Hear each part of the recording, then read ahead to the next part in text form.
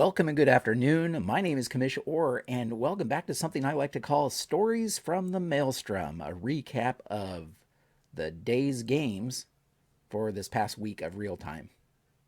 First, we'll head to Detroit, where Boston comes to town for the second game of their series. Pedro Martinez starting for the Boston Splinters. I think it was just his second start, facing against Frank Tanana. And Tanana wasn't very sharp in this one. Boston scored a run in the second against him,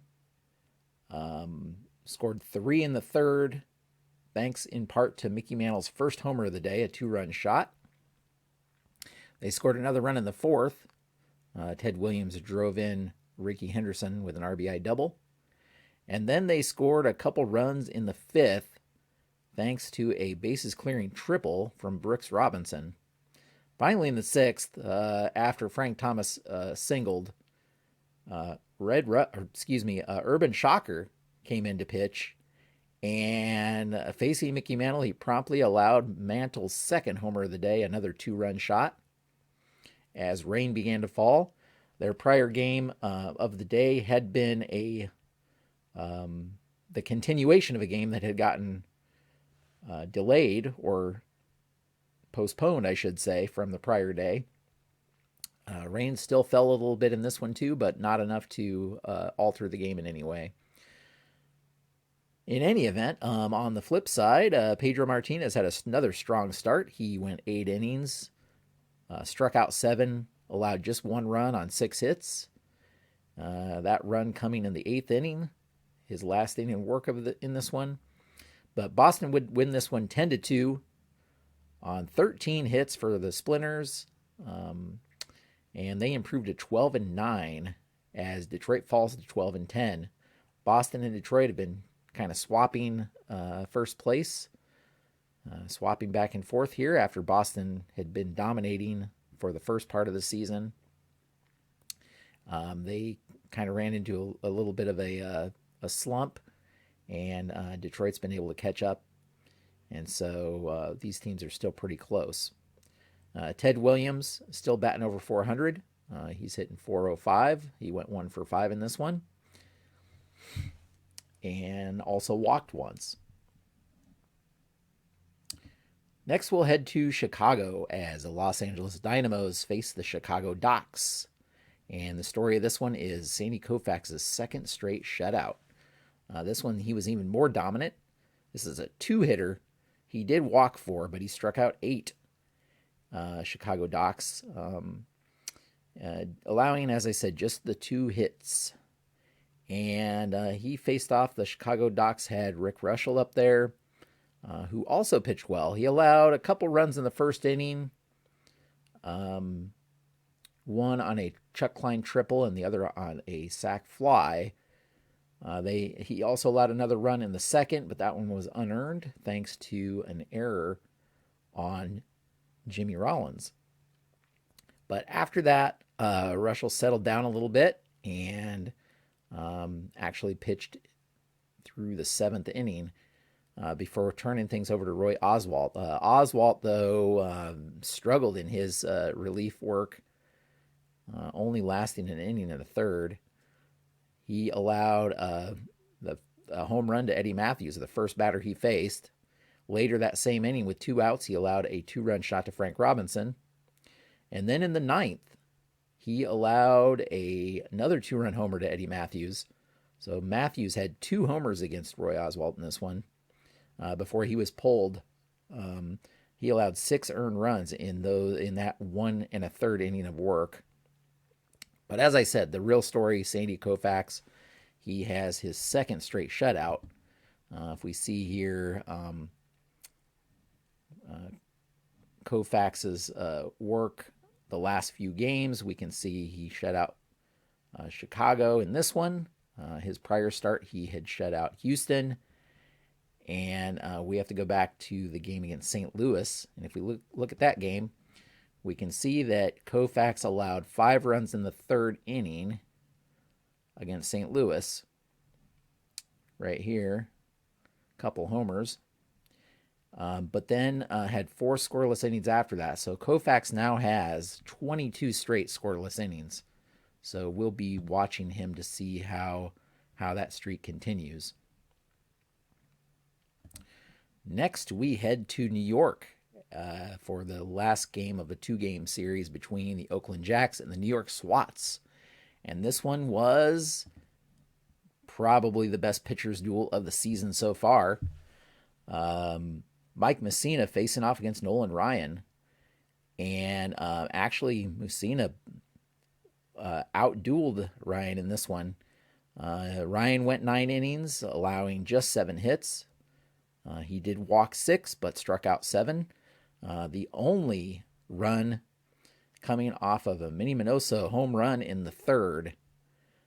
Other than that, Ryan was pretty great. And Mike Messina, though, was even better. He also allowed just 7 hits in his complete game shutout, struck out 7, walked just 1 batter.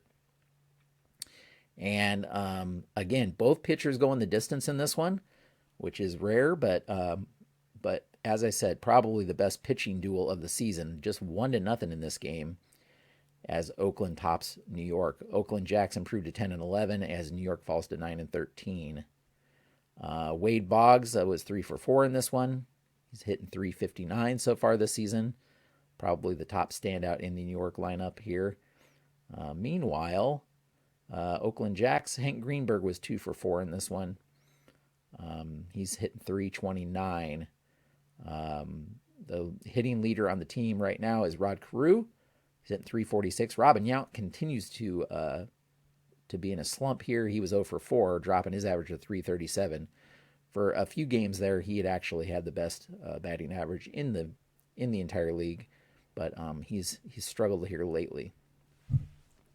Nolan Ryan, with that loss, falls to 2-3. Kind of a hard luck loss there. Mike Messina improves to 4-1. He's definitely leading things for the Jacks there. Finally, we head to St. Louis as the Houston Hoots come to town to face the St. Louis Wizards. This is, again, the last game of their 2-game series. And this is Phil Niekro for the Hoots facing off against the Wizards ace Steve Carlton. Carlton did have a rough start the last game he pitched, picked up his first loss, but this one he rebounds and pitched great. Carlton going 8 innings, allowing just 2 earned runs. He allowed a run in the 1st inning. Mike Schmidt had a RBI double to score Jeff Bagwell and didn't allow another run until the 8th. In fact, he allowed just 5 hits this game. 2 of those came in the 1st inning, and 2 of those came in the 8th inning. So just 1 hit between the 2nd and 7th innings there. And as you can see, lots of strikeouts. He struck out 9 in this one. So Carlton improves to 4-1. Phil Niekro also pitched pretty well. He had 1 bad inning the 2nd. He was in trouble in the 1st a little bit. Allowed a couple of hits in the 1st inning there, but the 2nd is really where the damage was done. Orlando Cepeda had a 2-run homer in the 2nd. Ted Simmons had a double that had with 2 RBI there in the 2nd also. And those 4 runs were really all St. Louis would need. They did score another one in the 8th with Larry Walker hit a solo shot for the 5th run for St. Louis. But yeah, Phil Niekro didn't actually do too bad. He had that 1 bad inning. He did allow 5 earned runs overall in 7 2/3, but he drops to 1-3. Carlton with the win improves to 4-1. Bruce Sutter came in to pitch a clean 9th inning there to pick up his 7th save. I believe that leads the league for saves with a scoreless inning of work there. St. Louis continuing to dominate. They are now 18-4. Houston falls to 8-14. If we look at the standings, Boston, as I said, Boston and Detroit have been kind of swapping first place in the American League. Boston currently in the lead, by half a game with their win over Detroit. They're 12-9. Detroit just half a game back, 12-10. New York in the bottom at 9-13. They've lost 3 straight. Oakland, meanwhile, is 10-11. They're almost up to 500. So a very tight race there in the American League. The National League, not so much. St. Louis continuing to dominate. They are 18-4. LA, though, they've won 3 straight to get to 500, 11-11. Houston's 8-14, and Chicago has lost 4 straight. They're now 7-15 in the bottom of the league. We take a look at some league stats and league leaders. We can see Ted Williams still dominating offensively, leads the entire Maelstrom with a 405 average. Slugging at 824 slugging percentage, which is well in the lead there. 824. The second in slugging is Dick Allen with a 681 slugging. Rod Carew 679. So Ted Williams leading in slugging by quite a bit. And on base, Ted Williams 531 on base percentage, dominating there as well. Of course, he also leads the entire league in homers with 8, though there are several players with 7. Leads in runs, leads in RBI, and walks, of course, total bases. What more can you say? He's leading in every offensive category there is, as we can see. So really dominating there. If we look at the pitching leaders, go back to the pitching leaders here. The St. Louis Wizards obviously dominating in the ERA there still. Let's see. Steve Carlton pitched this day, so 4 of the top 10 best ERAs are basically the starting 4 for the Wizards. So you can see why they've been just dominating in the National League right now. Yeah, I was correct. Bruce Sutter leading in saves with 7. Carlton leading in strikeouts with 45.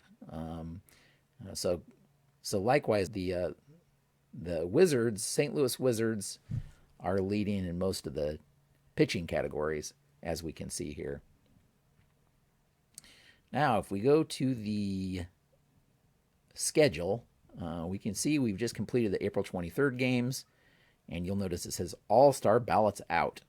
So, very shortly here, probably in a few days, you will see some All-Star ballots come out. I know that some people have done All-Star replays of All-Star games from the past and that kind of thing. This will be a little bit different in that we are going to allow people to choose the starters for the All-Star game. I don't know how many people are following the league or how many votes we'll get, but figured it'd be fun to give everybody an opportunity to vote on the starters for the All-Star game. So be watching soon for that ballot to come out. And with essentially each team has about 4 games before the All-Star break. So it should be about 4 weeks for me to play through here. I play about 1 day or 4 games every real week. So if I keep on that pace, it should be about 4 more weeks before we reach the All-Star break. My intentions as it stands right now for the All-Star game are to have the voted on starters for the All-Star game be the starters for that game. I will do a home run derby in advance of the All-Star game with the top home run hitters. Those won't be voted on. I'm just going to choose those from the top home run hitters. So I'll have a home run derby prior to the game. And then as it stands now, I'll either have a video of a actual play of that All-Star game. If I can figure it out, and if the timing works, I may do that live. I may do a live stream on YouTube so that you can watch live the All-Star game as it happens. I thought that'd be interesting for everybody to see. Of course, the All-Star game will be the first time that the American League players and the National League players will face off against one another. There's no interleague play in this league. in any event, be watching for that. In other channel news, I'm also working on the second of the series of videos on analyzing play-by-play data.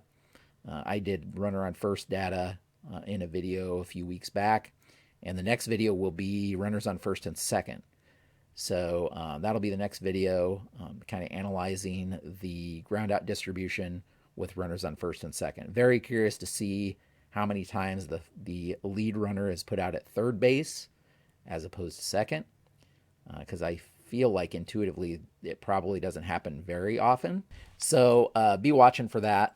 And I think that's where I'll leave things. Thanks so much for watching. Hopefully you find these interesting. As always, you can follow the league over at baseballmaelstrom.com to follow the action, to see all the stats, and to see the games updated as I play them.